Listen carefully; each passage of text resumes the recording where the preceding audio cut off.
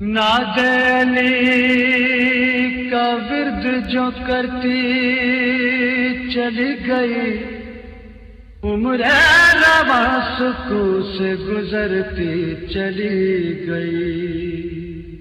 رب اعوذ بک من همزات الشیاطین واعوذ بک رب ان یحضرون۔ بسم اللہ الرحمن الرحیم۔ الحمد للہ وسلام علی عبادہ الذین اصطفیٰ، ولعنۃ الدائمۃ الباقیۃ علی اعدائہم اجمعین من الان الی قیام یوم الدین۔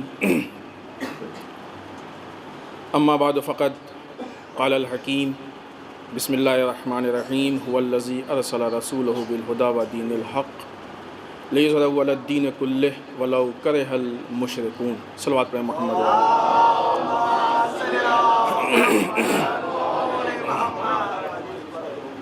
عزیزان محترم، بہت ہی عظیم شب ہے اور بہت ہی بڑی مناسبت۔ مولائے کائنات، مولائے متقیان، وسیع رسول حضرت علی ابن ابی طالب علیہم الصلاۃ والسلام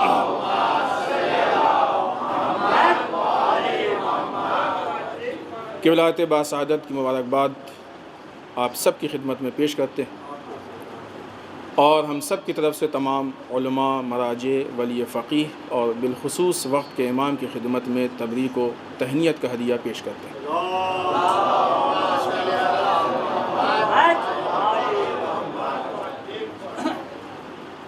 آج کی اس مناسبت میں مولا کے ذکر کے لیے قرآن مجید کی وہ آیت شریفہ ہم نے آپ کی خدمت میں پیش کی کہ جس کو دیکھا جائے تو مولا کے سیرت کی عکاسی کرتے ہوئے علی کا قصیدہ پڑھ رہی ہے۔ خداوند متعال ارشاد فرماتا ہے هو الذی ارسل رسولہ بالہدی ودین الحق، وہ خدا کی جس نے اپنے رسول کو ہدایت اور دین حق کے ساتھ بھیجا، لیظہرہ علی الدین کلہ، تاکہ یہ دین دوسرے تمام ادیان پہ غالب آ جائے، ولو کرہ المشرکون، اگرچہ یہ بات مشرکوں کو اچھی نہیں لگے گی، ان کو کراہت محسوس ہوگی، ان کو یہ چیز کھلے گی۔ عزیزوں، مولا کی ولادت کا واقعہ آپ سب کی نگاہوں کے سامنے ہے کہ جس وقت آپ کی ماں حضرت فاطمہ بنت اسد سلام اللہ علیہا کو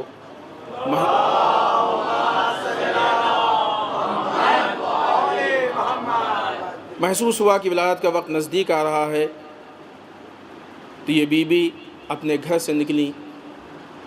آج والوں کے لیے سمجھنا کوئی مشکل نہیں ہے، جب ڈلیوری گھر میں ہوا کرتی تھی اس وقت کی بات اور ہے۔ آج نارملی لوگ ہاسپٹل میں جاتے ہیں ڈلیوری کے لیے، تو جس وقت اندازہ ہوتا ہے کہ ولادت کا وقت نزدیک ہو گیا ہے تو ہر گھر والے اپنی اس خاتون کو لے کے ہاسپٹل پہنچتے ہیں، کیونکہ معلوم ہے کہ وہاں پہ بہت سیف ہوں گے، گھر میں خطرات ہے، وہاں مناسب ہے، وہی جگہ موضوع۔ فاطمہ بنت اسد کو بھی کہیں سے تو معلوم تھا کہ ہمارے اس مولود کی ولادت کا بہترین مقام خانہ کعبہ، یہ ہمیں نہیں معلوم کہ کیسے معلوم تھا۔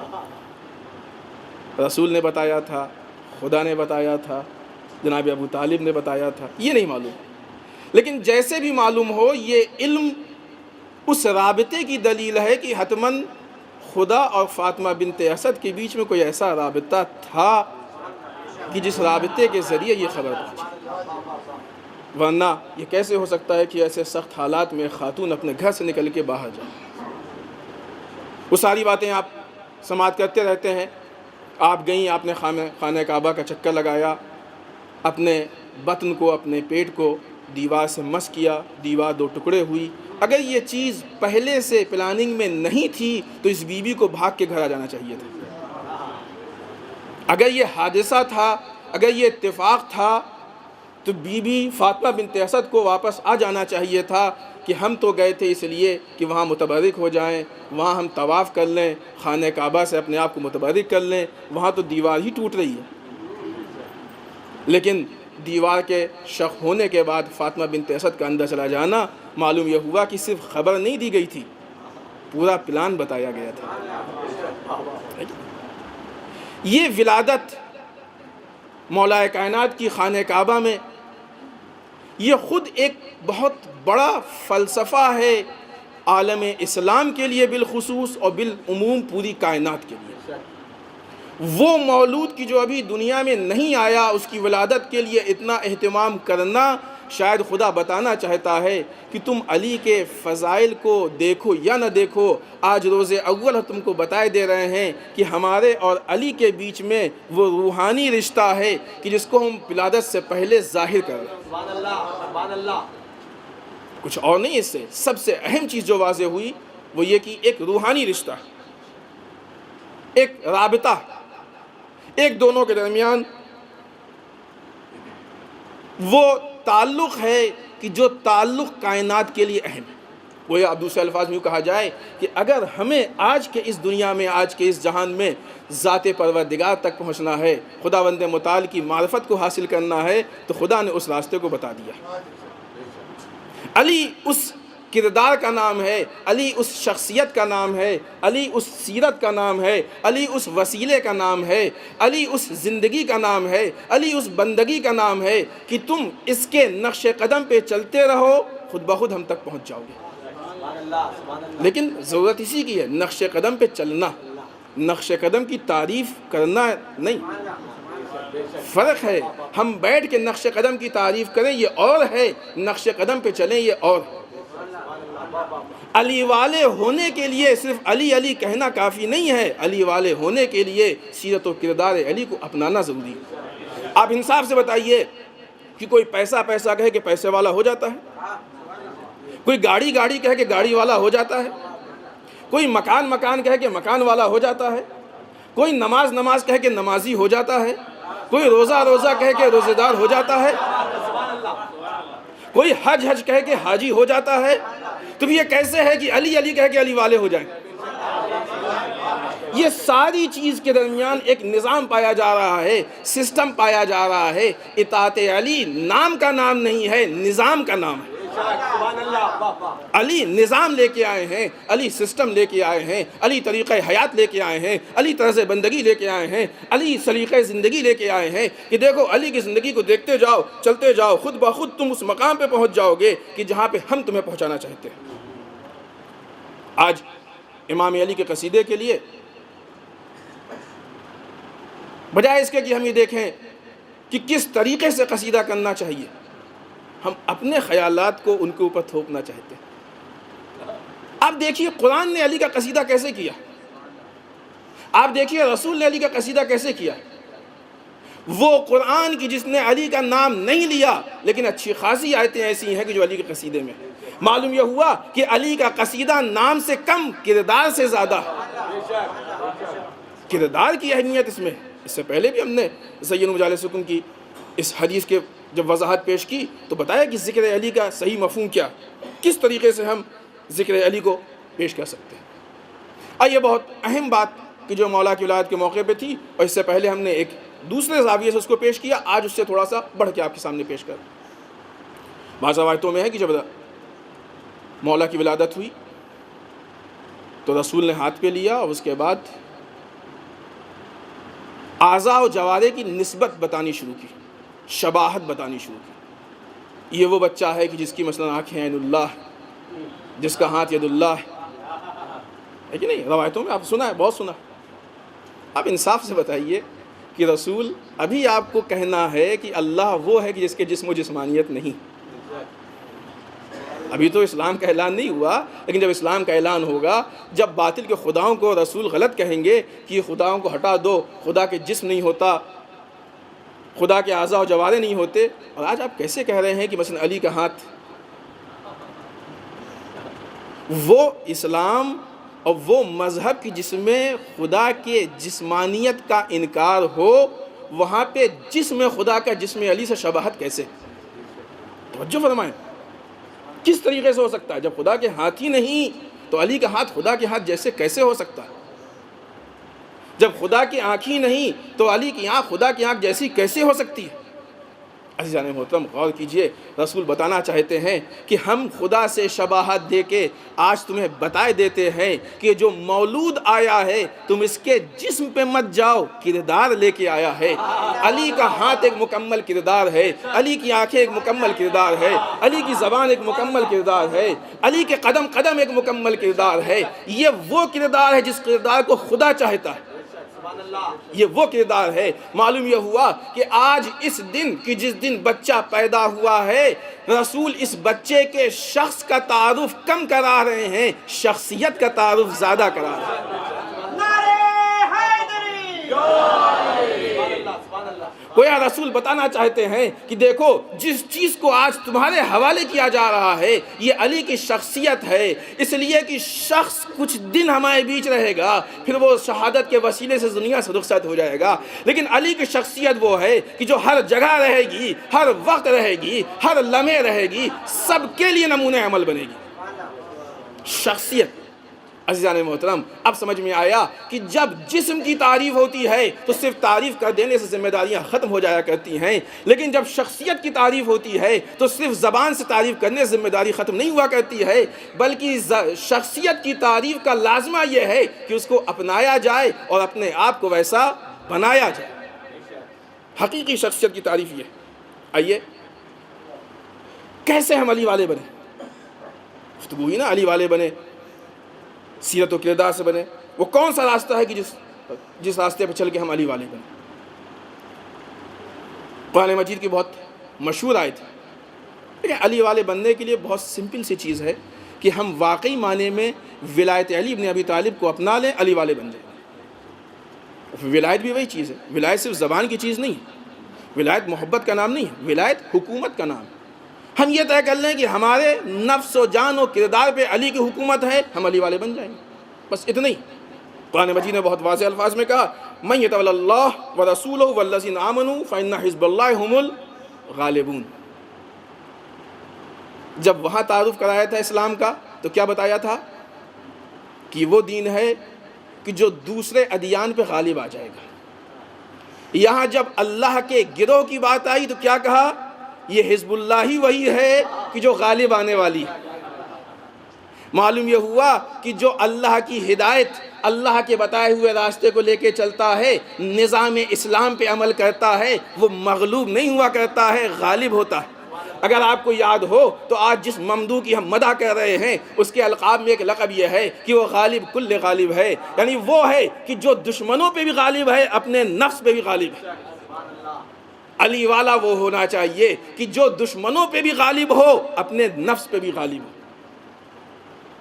جب انسان کے اندر، لیکن یہ کیسے پیدا ہوگا؟ اس کا راستہ قرآن کی آیت نے بتایا کہ جو بھی اللہ کو اپنا ولی مانے گا، رسول کو اپنا ولی مانے گا، صاحبان ایمان کو اپنا ولی مانے گا، وہی حزب اللہ ہے، وہی غالب ہے۔ نام اسلام پہ نہ نے کتنے پرچم لہرائے گئے، نہ نے کتنے ملک بنائے گئے، نہ نے کتنے نام رکھے گئے، نہ نے کتنے نعرے لگائے گئے، لیکن یہ سب اسلام کا نام لے کے بھی مغلوب رہے، غالب نہیں ہو پائے، اس لیے کہ اسلام کا نام تھا، نظام نہیں تھا۔ لیکن جب اسی پرچم تلے اسلام کا نظام آ گیا تو بڑے بڑے جو اپنے کو غالب سمجھتے تھے وہ مغلوب ہوتے نظر آئے، اس لیے کہ یہ وہ جگہ ہے کہ جہاں سیرت علی بھی ہے، جہاں سیاست علی بھی ہے، جہاں حکمت علی بھی ہے، جہاں حکومت علی بھی ہے۔ حالت حاضرہ پہ آپ کی نگاہ ہے کہ نہیں؟ یہ وہ جگہ ہے کہ جہاں پہ انسان غالب آتے ہوئے نظر آ رہا ہے۔ عزیزان محترم، افسوس اس بات کا کہ آج سب سے بڑا مولا پہ ظلم یہ ہے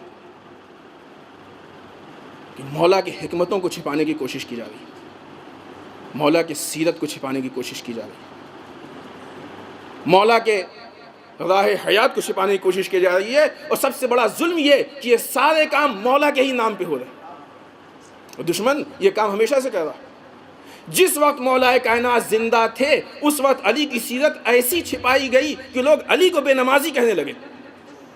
علی کی حیات میں علی کو بے نمازی کہنا، اس سے بڑا ظلم اور اس سے بڑی ان لوگوں کی بیچارگی کیا ہوگی؟ افواہ میں بڑا دم ہوتا ہے۔ ابھی ہم آپ کو ابھی کی تازی مثال دیں، ابھی 2-3 دن سے کچھ فوٹو بہت زیادہ چل رہے ہیں واٹس ایپ پہ بھی، فیس بک پہ بھی، کہ جس میں مکے میں موسلادھار بارش دکھائی جا رہی ہے، روڈ پہ بہت زیادہ پانی ہے، بعض جگہوں پہ گاڑیاں پانی میں تیر رہی ہیں۔ آپ ہی کے شہر کے عالم دین احسان حیدر جوادی صاحب کا میسج آیا کہ ہم اس ٹائم مکے میں ہی، کوئی بارش نہیں ہوئی، صرف ہلکی سی بدلی تھی، صرف ہلکی سی بدلی تھی، بادل تھے ہلکے سے، کوئی بارش نہیں۔ اب دیکھ رہے ہیں افواہیں کس حد تک لوگوں کے اندر گھر کر جاتی ہیں، کس حد تک لوگوں کو بہکا دیتی ہیں۔ کبھی بھی انسان کو افواہ پہ بھروسہ نہیں کرنا، ہمیشہ صحیح راستے پہ یقین کرنا چاہیے۔ یہی افواہیں ہوتی ہیں کہ جب علی کی زندگی میں لوگوں کو علی کی سیرت سے منحرف کر سکتی تھیں، تو آج تو علی بظاہر ہمارے بیچ نہیں، آج ہم علی کی سیرت سے منحرف نہیں ہو سکتے ہیں۔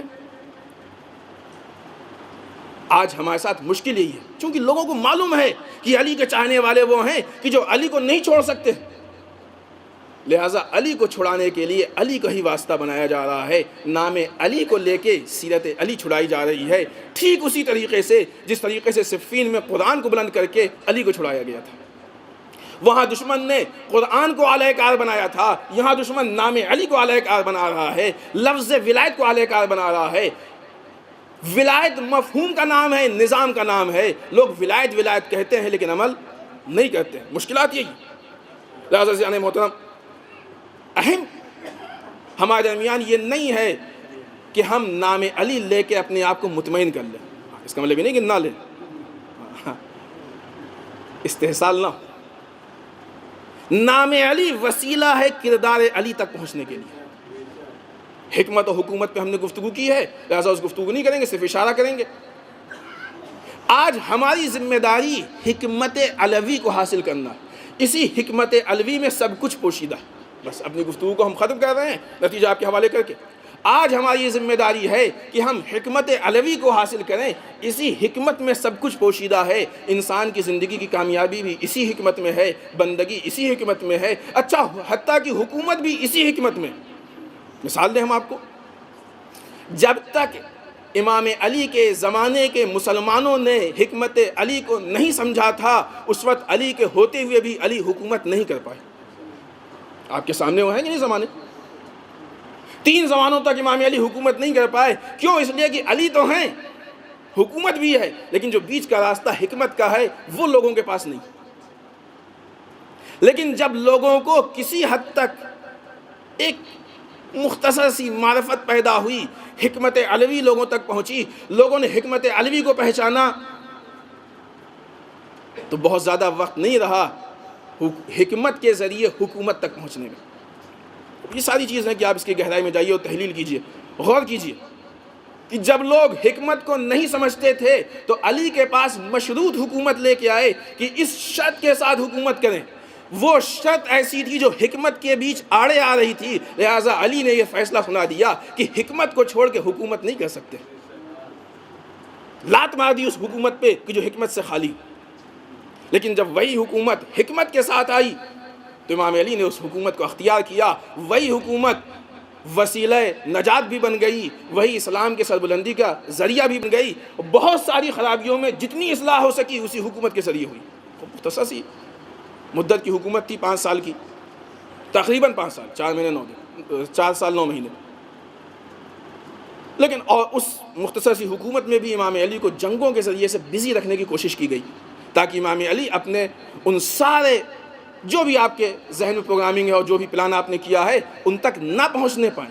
وہ جنگیں بھی آپ کی نگاہوں کے سامنے ہیں، وہ حالات بھی آپ کی نگاہوں کے سامنے ہیں، اسی کے ذریعے جو حالات بگاڑے گئے وہ بھی آپ کی نگاہوں کے سامنے ہیں، اور اسی کے ذریعے جہاں پہ حکومت کو ختم کیا گیا وہ بھی آپ کی نگاہوں کے سامنے ہے۔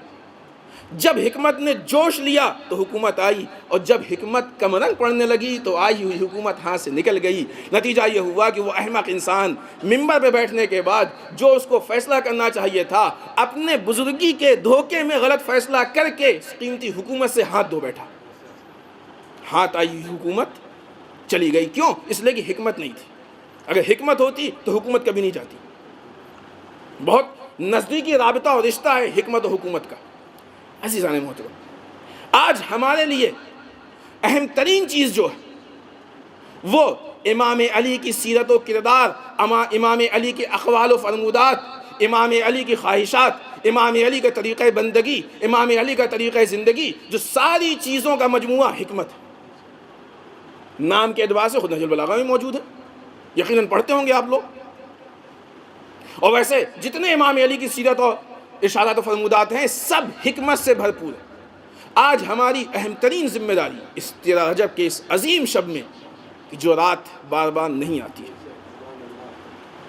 یہ موقع ہمیشہ نہیں آتا ہے، ہم اس بات کا عہد کریں، ہم اس بات کے لیے اپنے آپ سے وعدہ کریں کہ ہم اب یہ کوشش کریں گے کہ ہم حکمت علوی کو اپنانے کی کوشش کریں۔ چونکہ ہمارے بیچ حکمت علوی نہیں ہے، لہٰذا ہمارا اسلام بھی بعض اوقات ناقص ہوتا ہے۔ حکمت علوی کی نگاہ سے دیکھیں تو اسلام کامل دکھائی دے گا، بغیر حکمت علوی کے اسلام ناقص دکھائی دے گا۔ آپ کو مثال دیں، ہم غدیر سے پہلے اسلام کے کامل ہونے کی سند نہیں دی گئی تھی، لیکن جب غدیر کا اعلان ہوا تو کہا گیا اسلام کامل ہے۔ کیا ہوا تھا غدیر میں؟ وہ حکومت جو رسول کے پاس تھی وہ امام علی تک ٹرانسفر کی گئی تھی، ہے کہ نہیں؟ اگر حکومت رسالت، حکومت اسلام علی تک ٹرانسفر نہ ہو تو بغیر حکومت کے اسلام ناقص ہوتا ہے۔ آج کا مسلمان اور آج جو اپنے آپ کو علی کا چاہنے والا کہتا ہے، وہ کیسے یہ کہہ سکتا ہے کہ حکومت کے اسلام سے کوئی تعلق نہیں؟ غدیری اسلام وہ ہے کہ جو اپنے دامن میں حکومت کو بھی لیے ہوئے ہو، حکمت کو بھی لیے ہوئے ہو، طریقہ بندگی کو بھی لیے ہوئے ہو۔ پہچانے غدیری اسلام کو، یہ کیسے ہو سکتا ہے کہ بغیر حکومت کے اسلام مکمل ہو جائے؟ اور ہم تو اس حکومت کے منتظر ہیں کہ جو پوری دنیا کو عدل و انصاف سے بھر دے گی۔ عزیزان محترم، اب آپ سوچئے کہ جب امام علی کے ہوتے ہوئے بغیر حکمت کے علی حکومت نہیں کر پائے تو ہمارا امام زمانہ بغیر حکمت کے کیسے حکومت کرے گا؟ لمحہ فکریہ ہے ہمارے لیے۔ لہٰذا امام زمانہ کا انتظار، آپ کے ظہور کا انتظار، فرج کا انتظار، اچھائیوں کا انتظار، عدل و انصاف کا انتظار صرف زبانی جمع خرچ پہ نہیں ہے، بلکہ وہ عمل و کردار ہے جس میں حکمت علوی پوشیدہ۔ اگر حکمت علوی پہ عمل کریں گے تو یہی واقعی انتظار ہے۔ آج بعض لوگ کہتے ہیں نہج البلاغہ نہ پڑھیے، نہج البلاغہ کی مخالفت کرتے ہیں۔ حکمت سے دور رہ کے تم امام کا انتظار کیسے کر سکتے ہو؟ جب علی ہوتے ہوئے بغیر حکمت کے حکومت نہیں کر پائے تو امام زمانہ بھی بغیر حکمت کے حکومت نہیں کریں گے۔ ہم نے آپ کو یاد دلایا تھا کہ بغیر حکمت کے حکومت آئی تو علی نے ٹھوکر مار دی، تو امام زمانہ کیسے بغیر حکمت کے حکومت کو اپنائیں گے؟ اور جب حکومت کو نہیں اپنائیں گے تو ایک منتظر کو بغیر حکمت کے کیسے اپنا سکتے ہیں؟ اگر امام زمانہ کے واقعی سچے اور پکے منتظر ہو تو اپنے آپ کو حکمت سے سجاؤ تاکہ امام کے ناصر بھی بن جاؤ، مددگار بھی بن جاؤ، حکومت کا حصہ بھی بن جاؤ۔ امام علی سلسلہ امامت میں تھے، حکمت اور حکومت لوگوں کے بیچ میں ہو یا نہ ہو، لیکن امام علی کو اپنی زندگی گزارنی تھی۔ لیکن امام زمانہ جب تک حکومت کے مقدمات فراہم نہیں ہو جائیں گے اس وقت تک ظہور نہیں کریں گے، اور یہی وجہ ہے کہ ظہور اتنا لیٹ ہو گیا ہے۔ تو معلوم یہ ہوا کہ ظہور میں تاخیر یہ نہیں ہے کہ ہم دعا نہیں کر رہے ہیں، دعائیں تو بہت کر رہے ہیں، شاید ہی کوئی دعا اتنی ہوتی ہو۔ ہر دعاؤں میں ظہور امام کی دعا ایک جز ایک پارٹ ہے، دعائیں بہت ہو رہی ہیں۔ جس چیز کی کمی ہے وہ عمل و کردار کی کمی ہے، وہ پریکٹیکل لائف کی کمی ہے، وہ حکمت کی کمی ہے۔ اس وقت تک امام نہیں آئیں گے جب تک حکومت کا زمینہ فراہم نہ ہو جائے، اس وقت تک امام نہیں آئیں گے جب تک لوگوں کے درمیان حکمت نہ رائج ہو جائے۔ لہٰذا اس پہلے امام کی سیرت کے آئینے میں ہم اپنے آخری امام کو پہچانتے ہوئے ظہور کی دعا بھی کر سکتے ہیں اور اپنے آپ کو ظہور کے لیے آمادہ بھی کر سکتے ہیں۔ والسلام علیکم ورحمۃ اللہ وبرکاتہ۔